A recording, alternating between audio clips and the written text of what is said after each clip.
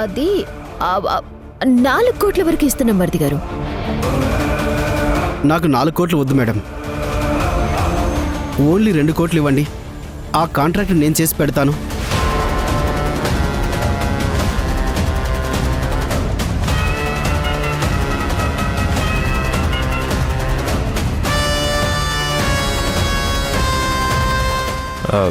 సగానికి సగం అంటే నీకు లాస్ కదయ్యా. నేను అన్ని మెటీరియల్స్ గుజరాత్ నుంచి, ఢిల్లీ నుంచి తెప్పించాను మేడం. ఇప్పుడు వాటిని రిటర్న్ పంపిస్తే నాకు సగం కూడా మిగలదు. అదే మెటీరియల్ ఈ ప్రాజెక్టుకి వాడగలిగితే కనీసం నేను పెట్టిన పెట్టుబడి అయినా తిరిగి వస్తుంది. అందుకే ఇంత రిక్వెస్ట్ చేస్తున్నాను సార్. సూపర్. వదినా, 2 కోట్లు అంటే మనకి చాలా బెనిఫిట్ అవుతుంది కదా. ఈ డీల్ని మనం ఎందుకు మిస్ చేసుకోవడం? ఆ కాంట్రాక్ట్ ఏదో ఇతనికే ఇస్తే సరిపోతుంది కదా.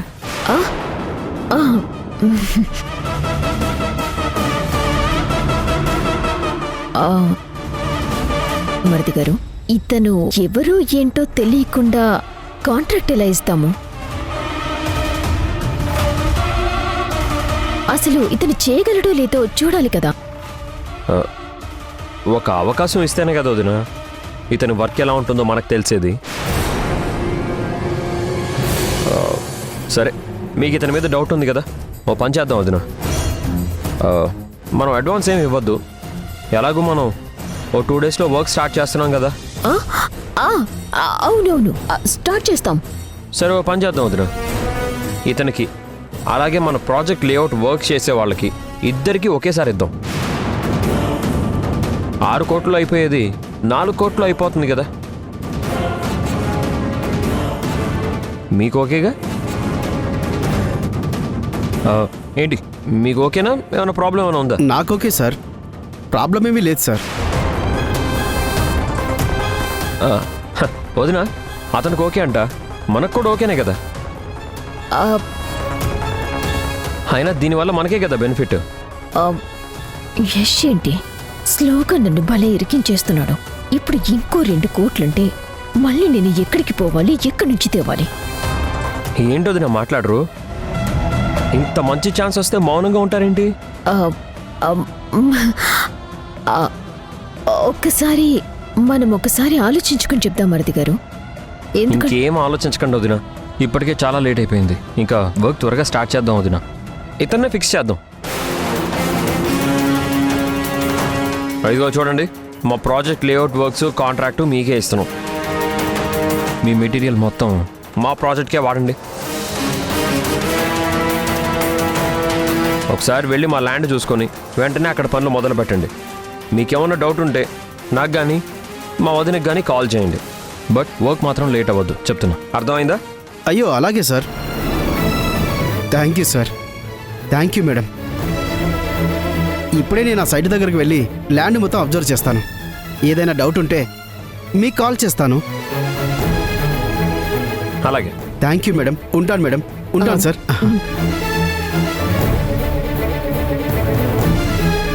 అప్పుడే ఏమైపోలేదు వదినా, ఇంకా ముందు ముందు చాలానే ఉంది. జనాల డబ్బు బయటకు వచ్చేంత వరకు నిన్ను వదిలిపెట్టను. వదినా, ప్రాజెక్ట్ అంతా సక్సెస్ఫుల్గా జరుగుతుందని ఇప్పుడు నాకు నమ్మకం వచ్చింది వదినా. మీరు ఆ 2 కోట్ల సంగతి చూడండి, మిగిలిన పనులన్నీ నేను చూసుకుంటాను.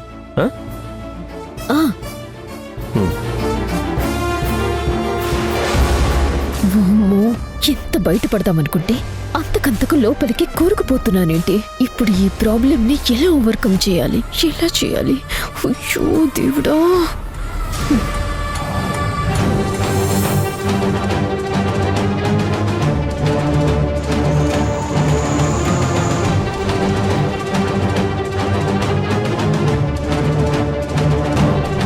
ఓకే ఓకే, నమస్కారం. నమస్కారం. యారింగ్ బేకు. నేను హైదరాబాద్ నుంచి వచ్చాను. ఓ తెలుగా? వార్డెన్ని కలవాలి. ఏం వర్కు? ఒక అమ్మాయి గురించి వివరాలు తెలుసుకోవడానికి వచ్చాను. అమ్మాయా? ఈ అమ్మాయి గురించి.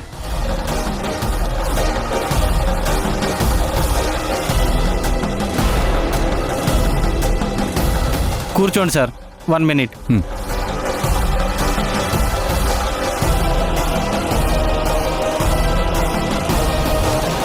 సార్, మీరు గీత గురించి ఎంక్వైరీ చేయడానికి వచ్చారా? లేదమ్మా, నేను మధు గురించి ఎంక్వైరీ చేయడానికి వచ్చాను. అది కాదు సార్, మీరు ఇందాక ఫోన్లో చూపించిన ఫోటో అమ్మాయి. అది సార్, మేడం పిలుస్తున్నారు, రండి సార్.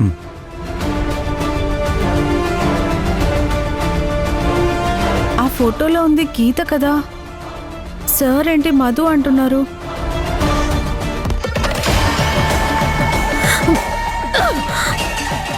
మధు, ఏయ్ మధు, ఏంటి మధు నువ్వు ఎందుకు ఈ మధ్య ఇంతలా ఫ్రస్ట్రేట్ అవుతున్నావు? ఊహించని ఎదురు దెబ్బలు ఒక్కొక్కటి తగులుతుంటే తట్టుకోలేకపోతున్నాను తేజ. ఇప్పుడేమైంది? నేను వేసిన ప్లాన్స్ పెట్టిన ఎఫెక్ట్ అంతా అంతా వేస్ట్ అయిపోతుంది. నేను ఎక్స్పెక్ట్ చేసింది ఒకటైతే జరుగుతుంది ఇంకొకటి. ఇప్పుడు తప్పనిసరి పరిస్థితుల్లో నేను దాచిపెట్టిన జనం డబ్బులు తీసి తీరాల్సిన సిచ్యువేషన్ వచ్చింది. అవన్నీ ఇప్పుడు ఎందుకు తీయడం? ఆల్రెడీ నేను తెచ్చిన 2 కోట్లు మన దగ్గర ఉన్నాయి కదా. ఎవడో శ్రీనివాస్ అంట, కాంట్రాక్టర్ వచ్చాడు. వాడేదో పెద్ద ప్రాజెక్టు కోసం మెటీరియల్ తెప్పించాడంట. ఆ ప్రాజెక్టు ఆగిపోయిందంట. సో వాడి దగ్గరున్న 4 కోట్ల మెటీరియల్ 2 కోట్లకే మన లేఅవుట్ ప్రాజెక్ట్ వర్క్స్ కోసము వాడతారని చెప్పాడు.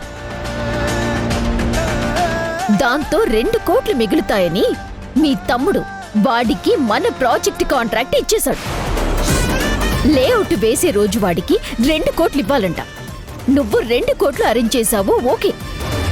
మరి మళ్ళీ వాడికి 2 కోట్లంటే ఎక్కడి నుంచి తీసుకురావాలి? దాచిన డబ్బుని తీయక తప్పదు తేజ. అంటే ఆ రోజు ఆ పర్సన్కి ఇచ్చిన డబ్బు అన్నయ్య అరేంజ్ చేశాడా? 2 డేస్లో శ్రీనివాస్కి ఇవ్వాల్సిన 2 కోట్లు నువ్వు అరేంజ్ చేయాల్సిందే వదిన. ముందైతే ఆ డబ్బంతా తీసుకురా. అప్పుడు మిగిలిన దాచిన డబ్బంతా ఎలా బయటికి తీయించాలో నేను చూసుకుంటాను. ఆ డబ్బు మనం జనాల్ని మోసం చేసి సంపాదించింది మధు. ఆ డబ్బుని ఇప్పుడు ఎలా తీస్తాం? అంటే ఇదంతా అన్నయ్యకి తెలిసే జరుగుతుందన్నమాట. మరి నన్నేం చేయమంటావు తేజ? మనం ఎలా ప్లాన్ చేసినా చుట్టూ తిరిగి మనం దాచిన డబ్బు దగ్గరికి వస్తుంది. వద్దు మధు, ఆ డబ్బు తీయొద్దు. తీస్తే నువ్వు అన్నట్టు హవాలా డీల్కి పెద్ద ప్రాబ్లం అవుతుంది. వేరే దారి లేదు తేజ. ఆ డబ్బుని కదిలించి తీరాలి. తీయకపోతే యష్ ఏం చేస్తాడు? వాడికి ఏదో ఒక రీజన్ చెప్పి యష్ని ఇంకొన్నాళ్ళు హోల్డ్ చేద్దాం. లేదు తేజ, మనం ఎన్ని చెప్పినా మీ తమ్ముడు వినడు.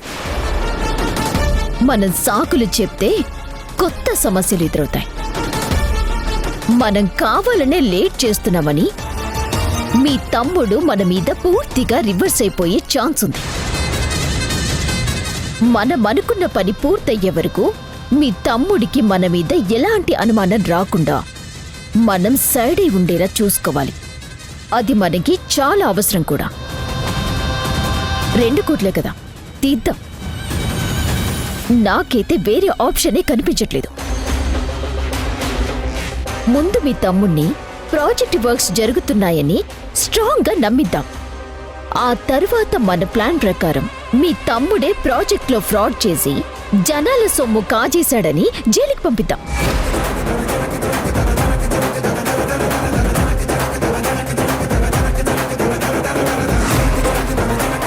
అప్పుడు అన్నీ ఇక మన గుప్పెట్లోనే ఉంటాయి. అంతవరకు ఆ దాచిన డబ్బుని హవాలా చేసుకొని మన అకౌంట్లో పడేలా చేద్దాం. అది జరిగితే ఇక మనల్ని అడిగేవాడే ఉండడు. సరే మధు, నువ్వు చెప్పినట్టే చేద్దాం.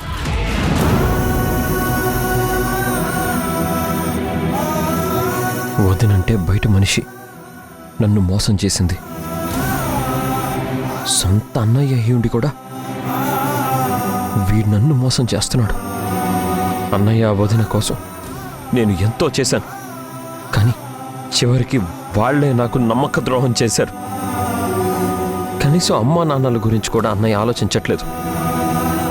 అంటే వీడు కూడా వదినలాగే పూర్తిగా డబ్బు మనిషి అయిపోయాడన్నమాట. డబ్బుల కోసం సొంత తమ్ముడిని వెన్నుపోటు పొడుస్తున్నావు అన్నయ్య. నీ అసలు రూపం తెలిసి నేనే తట్టుకోలేకపోతున్నాను. ఈ విషయం అమ్మా నాన్నకి తెలిస్తే ఇంకసలు వాళ్ళు తట్టుకోగలరా? ఛ! ఎందుకన్నయ్యా, ఎందుకు ఇలా చేస్తున్నావు? నీకు నీ వాళ్ళకంటే నీకు నీ భార్య ఎక్కువైపోయిందా?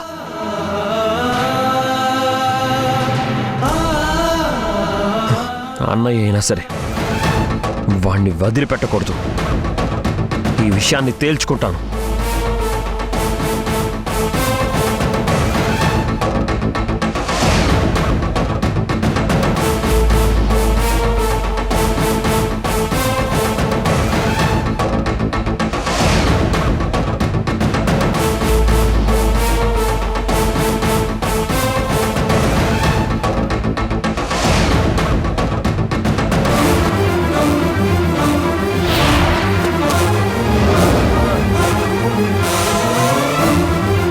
సొంత అన్నయ్య అయ్యుండి కూడా నన్ను ఎందుకు ఇంత మోసం చేశాడు వీడు? వీడిని అడిగి తేల్చుకోవాలి. ఇప్పుడు నేను వెళ్ళి అన్నయ్యని నిలదీస్తే వాళ్ళ గురించి నాకు నిజం తెలిసిపోయిందనే విషయం బయటపడిపోతుంది. వెంటనే వెళ్ళి వదినికి చెప్పేస్తాడు. అప్పుడు జనాల దగ్గర వీళ్ళు కొట్టేసి దాచిపెట్టిన డబ్బు ఎక్కడుందో నాకు తెలియకుండా పోతుంది. నేను ఆవేశంలో తొందరపడి అడిగితే నా కుటుంబాన్ని, నా ప్రాజెక్ట్ని నేనే రిస్కులో పెట్టిన వాడిని అవుతాను. ఇప్పుడు ఏం చేయాలి?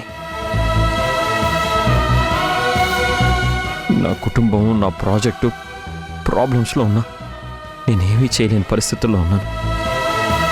ఛ! రే యష్,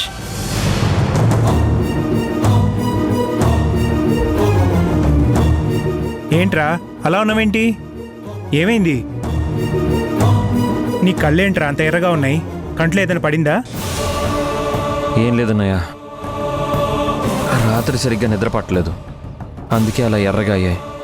ఓ అన్నయ్య, నిన్ను వదిన్ని నమ్మి పూర్తిగా ప్రాజెక్ట్ మీకు హ్యాండ్ ఓవర్ చేశాను. అంతా ఓకే కదా? ఏ ప్రాబ్లం లేదు కదా? అబే, ప్రాబ్లం ఏమి లేదురా, టోటల్గా డబుల్ ఓకే. నువ్వు మా మీద పెట్టుకున్న నమ్మకాన్ని నిలబెట్టాలనే నేను మీ వదిన డే అండ్ నైట్ కష్టపడి పనిచేస్తున్నాం. చూస్తూ ఉండు, ప్రాజెక్ట్ కంప్లీట్ అయిపోగానే నీ పేరు మార్కెట్లో మారిమోగిపోతుంది. నా ప్రాజెక్ట్ని నాశనం చేసి నన్నే జైలుకి పంపించాలని చూసే నువ్వు నీ కడుపులో అంత విషం పెట్టుకొని బయటికి మాత్రం తేనె పోసినట్టు ఎలారా మాట్లాడగలుగుతున్నావు? నీ కంపెనీ నంబర్ 1 పొజిషన్లోకి వెళ్తుంది రాయేష్. ఇన్ని రోజులు నిన్ను వదిన్ని నమ్మి చాలా పెద్ద తప్పు చేశాను. ఇంక నుంచి మీ విషయంలో ఏం చేయాలో అదే చేస్తాను. ఎక్కడికో వెళ్తున్నట్టున్నావునే, వెళ్ళు. వీడేంటి ఇవాళ కొత్తగా కనిపిస్తున్నాడు? ఏమైంది వీడికి?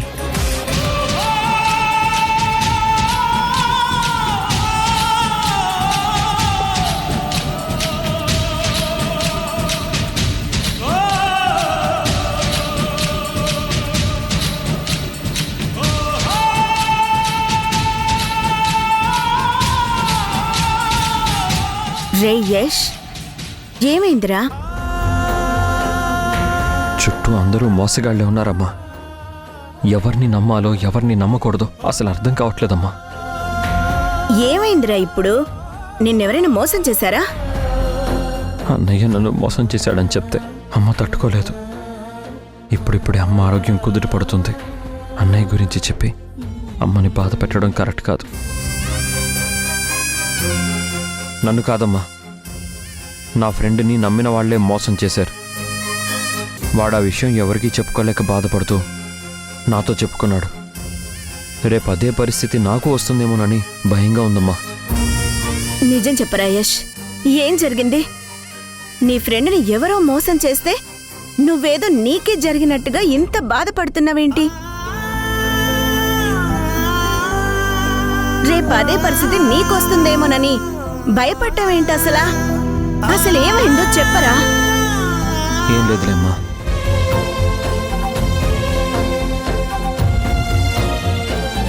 ఏమైంది వీడికి? నాతో చెప్పలేక ఏదో దాస్తున్నాడు. ఏమై ఉంటుందది? నమస్తే మేడం. నమస్తే అండి. నేను హైదరాబాద్ నుంచి వచ్చాను. కూర్చోండి. చెప్పండి ఏం కావాలి? మీ అనాథాశ్రమంలో పెరిగిన ఒక అమ్మాయి గురించి నాకు కొన్ని వివరాలు కావాలి మేడం. ఏ అమ్మాయి గురించి వివరాలు అడుగుతున్నారు మీరు? ఈ అమ్మాయి అండి, మధు అని. తను చిన్నప్పటి నుంచి ఇక్కడే పెరిగింది.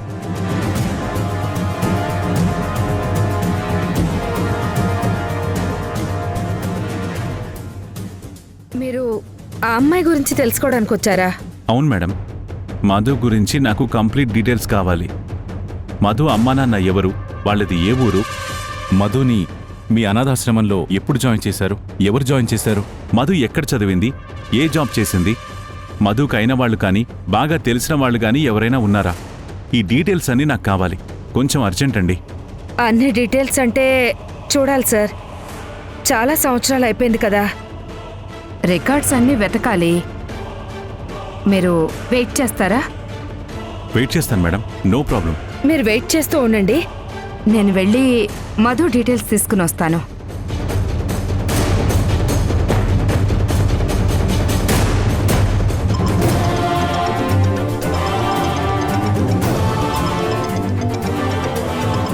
ఈ వాటినేంటి ఇప్పుడు ఫోన్ చేస్తోంది? హలో. హలో అమ్మా. చెప్పండి మేడం, ఏంటి కాల్ చేశారు? మళ్ళీ డబ్బేమైనా అవసరం పడిందా? ఎంత పంపించమంటారు? నేను ఫోన్ చేసింది డబ్బు కోసం కాదమ్మా. మరి ఎందుకు ఫోన్ చేశారు మేడం? నీ గురించి తెలుసుకోవడానికి ఇక్కడికి ఎవరో వచ్చారమ్మా.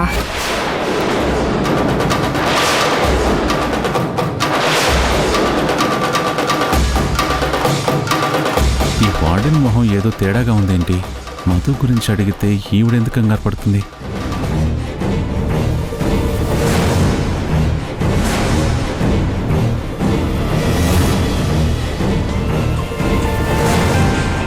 సింధు కాల్ చేస్తుంది. చెప్పమ్మా సింధు. వెళ్ళిన పని ఏమైంది? ప్రజెంట్ నేను అనాథాశ్రమంలోనే ఉన్నానమ్మా. వార్డెన్తో ఇప్పుడే మాట్లాడాను. మధు డీటెయిల్స్ తీసుకొస్తానని లోపలికి వెళ్ళింది. కానీ నాకు చిన్న డౌట్గా ఉందమ్మా. ఏంటి మావయ్య అది? మధు ఫోటో చూపించి తన వివరాలు అడుగుతుంటే వార్డెన్ తెగ కంగారు పడిపోయింది. చెమటలు పట్టేసాయమ్మా. వార్డెన్ గురించి ఆలోచిస్తుంటే నాకెందుకో తేడాగా అనిపిస్తుందమ్మా.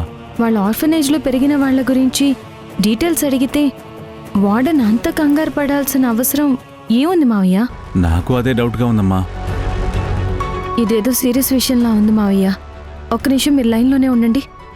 అలాగేనమ్మా.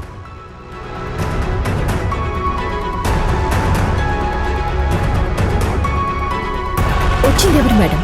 ఆ మనిషిలో ఉన్నారు. ఆ వయసు ఎంత ఉంటుంది? 50 సంవత్సరాలకి పైనే ఉంటాయమ్మా. మనిషి కొంచెం తెల్లగా పొడుగ్గా ఉన్నాడు. 50+? అంత పెద్దవాళ్ళకి నా గురించి తెలుసుకోవాల్సిన అవసరం ఏముంది? ఇంతకీ ఆ పెద్ద ఆయన పేరేంటండి? నేను పేరు అడగలేదమ్మా. మధు ఫోన్లో మాట్లాడుతుంది ఆ వార్డెన్తోనేనా? ఒక పని చేయండి, నా గురించి అక్కడికి తెలుసుకోవాలని వచ్చిన ఆ పర్సన్ పేరు, అతను ఎవరు అనేది ఫోటో తీసి అర్జెంటుగా నా ఫోన్కి పంపించండి.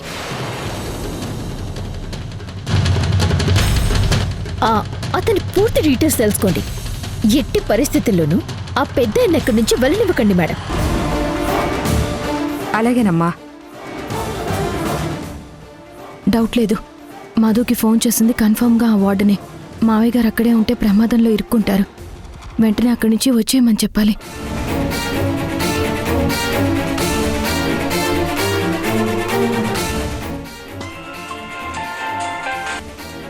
చెప్పమ్మా సింధు. మావయ్య, మీరు అర్జెంటుగా అక్కడి నుంచి వెళ్ళిపోండి.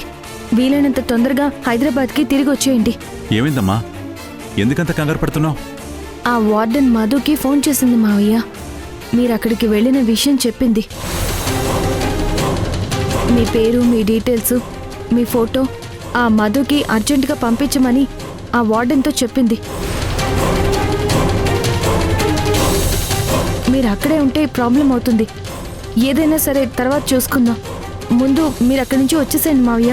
వచ్చేసేయండి మావయ్య, ప్లీజ్ మావయ్య. అలాగేనమ్మా.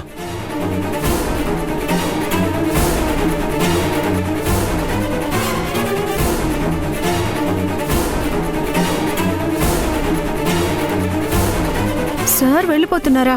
సార్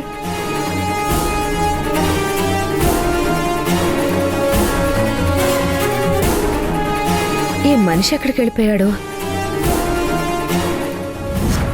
సార్ సార్ ఆగండి సార్. అతనెవరు తెలిసిందా? ఎవరు ఎవరు మేడం ఎవరు? లేదమ్మా, అతను వెళ్ళిపోయాడు. వెళ్ళిపోయాడా? వెంటపడి వెంటనే పట్టుకోండి. అతనెవరో నాకు ఇమీడియట్ గా తెలియాలి. ప్లీజ్ త్వరగా. అలాగేనమ్మా, నువ్వు లైన్లో ఉండు. అలాగే. సార్ ఇక్కడున్నాను. నేను మళ్ళీ కాల్ చేస్తానమ్మా. బాబు ఎయిర్పోర్ట్కి పోనీ. సార్ సార్ ఆగండి sir. Sir sir sir sir ఆగండి సార్. స్నేహ, ఇందాకొచ్చి నేను ఎక్కడమ్మా? ఇప్పుడే ఆటోలో వెళ్ళిపోయారు మేడం. ఛ!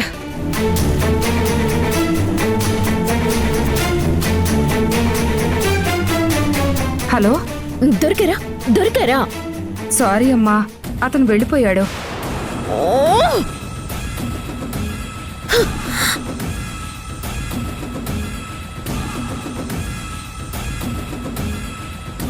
ఏమైంది మధు? ఎందుకంత కంగారుగా అరుస్తున్నావు? ఏమైంది చెప్పు మధు. చూడు తేజ, నువ్వు ఇమీడియట్ గా మీ నాన్నకి ఫోన్ చేసి ఎక్కడున్నారు, ఏం చేస్తున్నారో కనుక్కో. చెప్పరా. మీరిప్పుడు ఎక్కడున్నారు నాన్న? నేను మా అమ్మ వాళ్ళ ఊరు వెళ్తున్నట్టు మీ అమ్మకి నీ పెళ్ళానికి తెలుసు కదా. తేజ, ఒకసారి మీ బామ్మకి ఫోన్ చేసి నిజంగా మావయ్య ఇక్కడికి వచ్చారో లేదో ఒకసారి కనుక్కో ప్లీజ్ ప్లీజ్ ప్లీజ్. సరే చేస్తాను. భాగ్యానికి ఫోన్ చేసి మావయ్య అక్కడే ఉన్నారు అని చెప్పమనాలి.